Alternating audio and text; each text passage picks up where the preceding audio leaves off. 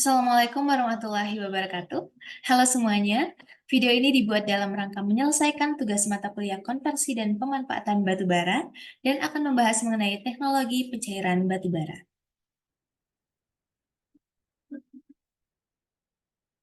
Oke, saya Nur Azharani Sahotomi dengan NIM 03021282826002 dari kelas B Indralaya, jurusan Teknik Pertambangan dan Geologi Program Studi Teknik Pertambangan Universitas Sriwijaya. Baik, sebelum masuk ke pencairan batu bara, saya akan menjelaskan dulu nih mengenai urgensi dari pencairan batu bara itu sendiri. Jadi, kita kan mengetahui bahwasanya kita hidup itu bergantung pada bahan bakar minyak, dimulai dari berkendara, kehidupan rumah tangga, bahkan industri pun itu tak luput dari kegunaan minyak mentah. Namun, seiring berkembangnya zaman, itu diprediksi bahwa cadangan minyak di Indonesia itu akan segera habis dalam kurun waktu 20 tahun apabila tidak ditemukan cadangan-cadangan baru. Nah, disinilah peran batu bara sebagai komoditas yang tersebar merata di seluruh Indonesia itu berjalan. Di sini sudah ada data dari seputar geografi pada tahun 2023 bahwa batu bara itu tersebar di seluruh Indonesia dengan cadangan terbesar itu terletak di Pulau Kalimantan dan Sumatera, dilanjutkan di Sulawesi, lalu di Pulau Jawa dan Pulau Papua. Nah, di sini juga saya memiliki data mengenai bahwasanya Indonesia itu merupakan salah satu dari 10 negara dengan komoditas cadangan batu bara terbesar di dunia. Indonesia itu memiliki peringkat ketujuh dengan komoditas batu bara terbesar di dunia dengan total cadangan itu 34,8 juta ton. Nah, ini merupakan angka yang cukup besar mengingat kebutuhan akan batu bara itu juga akan semakin meningkat. Nah, sehubungan dengan bahan bakar tadi, pengusahaan produksi BBM sintetis dari batu bara itu didapatkan dari batu bara berkualitas rendah atau lignit. Nah, di sini lignit itu akan dapat menjadi BBM sintetis apabila kita konversi menjadi liquid dengan pencairan batu bara. Nah, lignit ini itu memiliki komposisi air hingga 30%, sehingga memiliki kalori yang cukup rendah dan harga yang relatif murah. Sedangkan batu bara yang dapat diekspor itu akan menjadi pengaruh yang besar apabila yang diekspor adalah batu bara dengan komoditas atau kadar yang tinggi. Nah, hilirisasi batu bara berkadar rendah ini tentunya perlu dilakukan nih untuk menjadi produk yang memiliki nilai tambah untuk mendukung sektor perekonomian serta industri nasional di Indonesia. Nah, baiklah. Untuk itu kita tentunya memerlukan proses teknologi pencairan batu bara atau liquefaction. Nah, liquefaction itu sendiri merupakan salah satu bagian dari clean coal technology yang bertujuan untuk memanfaatkan nilai guna batu bara dengan kualitas atau kadar rendah sebagai bahan bakar. Salah satu kekurangan dari batu bara itu adalah bentuknya yang berupa padatan serta memiliki massa yang besar dengan pula densitas yang kecil dan kalori yang kecil, berbeda dengan minyak yang punya kalori yang cukup besar. Nah, di sini untuk menaikkan kadar kalori tersebut, itu batu bara memerlukan sebuah proses di mana salah satunya adalah pencairan batu bara sehingga dapat digunakan seperti minyak. Nah, untuk manfaat dari teknologi pencairan batu bara itu sendiri sebenarnya cukup signifikan karena ketersediaan cadangan batu bara di Indonesia itu cukup melimpah, sehingga mendorong adanya proses pencairan batu bara.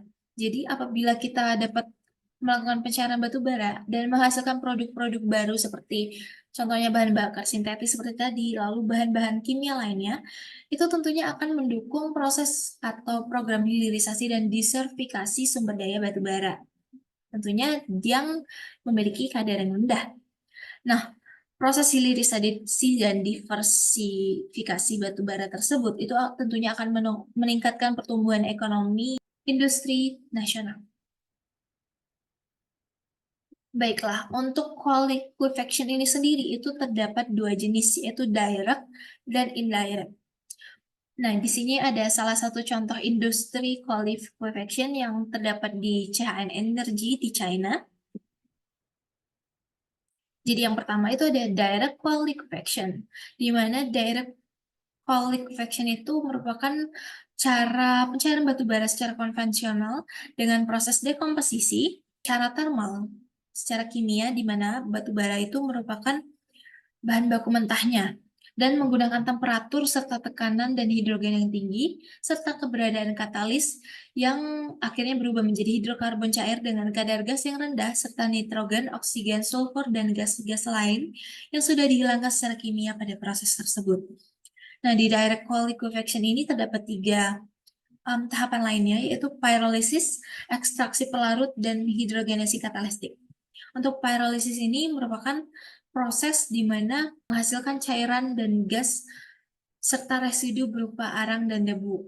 Nah, untuk proses pyrolysis ini itu memanaskan batu bara tanpa udara dengan temperatur kurang lebih 400 derajat Celcius. Lalu yang kedua ada ekstraksi pelarut. Nah, untuk ekstraksi pelarut ini sendiri itu dilakukan dengan cara batu bara itu dilarutkan dalam pelarut donor hidrogen yang dapat memindahkan atom hidrogen ke dalam batu bara dengan menggunakan suhu dan tekanan yang tinggi. Lalu selanjutnya ada hidrogenasi katalistik. Nah, untuk hidrogenasi katalistik ini ada beberapa tahapan. Batu bara menjadi minyak sintetis, yaitu dari batu bara menjadi proses spalten, lalu menjadi spalten, lalu menjadi minyak. Nah, yang kedua ada indirect coal liquefaction. Nah, untuk indirect coal liquefaction ini merupakan proses produksi bahan bakar cair dengan beberapa tahapan. Nah, tahapan yang pertama merupakan tahapan proses gasifikasi batu bara, di mana gasifikasi ini yaitu mengubah dari batu bara yang berbentuk padatan itu menjadi gas terlebih dahulu. Nah, untuk reaksinya sendiri itu ada coal yang dipadukan dengan oksigen, lalu steam, itu menjadi syngas atau campuran antara H2 dan CO.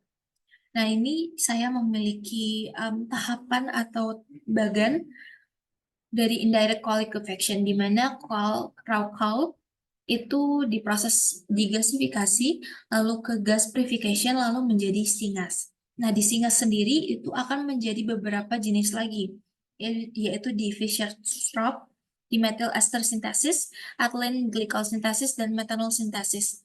Nah, di sini perbedaannya itu terdapat pada prosesnya, di mana memiliki tekanan dan temperatur yang beda tentunya, dan akan menghasilkan produk-produk yang berbeda. Baiklah, selanjutnya ada beberapa faktor yang mempengaruhi proses pencairan batu bara. Di sini ada pertama ada ukuran dan kadar batu bara. Di mana ukuran batu bara yang lebih kecil itu akan mempercepat proses pelarutan batu bara. Dan kadar batu bara yang lebih rendah itu akan menghasilkan perolehan minyak yang lebih tinggi daripada batu bara yang berkadar tinggi. Selanjutnya ada pelarut, di mana pelarut yang digunakan adalah yang mengandung hidroaromatik. Nah, pelarut hidrogen dapat menguraikan ikatan-ikatan hidrokarbon sehingga mempercepat proses pencairan batu bara. Nah, di sini juga yang mempengaruhi adalah rasio antara batu bara dan pelarut.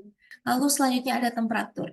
Temperatur yang digunakan pada proses pencairan batu bara itu berkisar antara 350 hingga 500 derajat Celcius, di mana semakin tinggi temperatur yang digunakan akan semakin tinggi pula produksi minyak dan gas yang akan dihasilkan. Selanjutnya ada tekanan, di mana tekanan yang digunakan itu biasanya 35 sampai 272 atm. Nah, produksi minyak yang dihasilkan itu akan cenderung lebih rendah apabila tekanan awal yang digunakan itu juga rendah. Selanjutnya ada waktu. Nah, proses pencairan itu umumnya menggunakan waktu 20 hingga 60 menit, di mana semakin lama waktu yang digunakan itu akan semakin banyak pula batu bara yang terkonversi menjadi minyak. Lalu yang terakhir ada katalis, di mana katalis ini itu mempercepat terjadinya reaksi kimia dan memasukkan atom hidrogen ke dalam batu bara.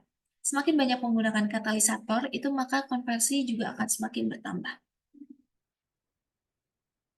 Baiklah, selanjutnya ada produk hasil pencairan dari batu bara. Nah, pencairan batu bara itu menghasilkan banyak sekali produk tentunya, di mana produk-produk tersebut itu dihasilkan dari beberapa senyawa-senyawa dan akhirnya menghasilkan produk seperti benzena, fenol, tiofena, kinolina, dan lain-lain.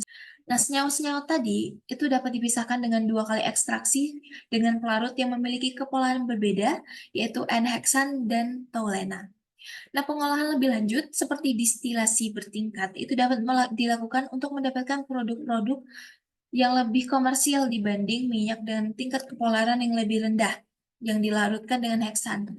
Nah, selain itu juga, taulena dapat digunakan untuk senyawa dengan kepolaran tinggi, itu bakal menghasilkan fraksi-fraksi yang apabila diolah lebih lanjut, itu akan menghasilkan bahan bakar seperti gasolin, minyak diesel, dan lain sebagainya.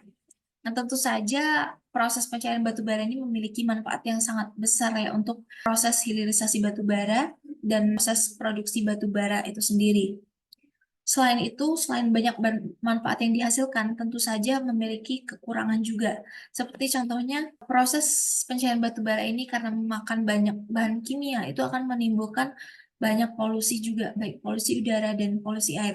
Sehingga pencairan batu bara ini memerlukan penelitian khusus tentunya untuk dilakukan di Indonesia lebih lanjut dan lebih intens lagi. Baiklah, itu saja mungkin materi pencairan batu bara, teknologi pencairan batu bara yang setelah saya sampaikan. Lebih dan kurang saya mohon maaf dan semoga ilmu yang saya sampaikan dapat bermanfaat bagi setiap orang yang menontonnya. Terima kasih. Wassalamualaikum warahmatullahi wabarakatuh.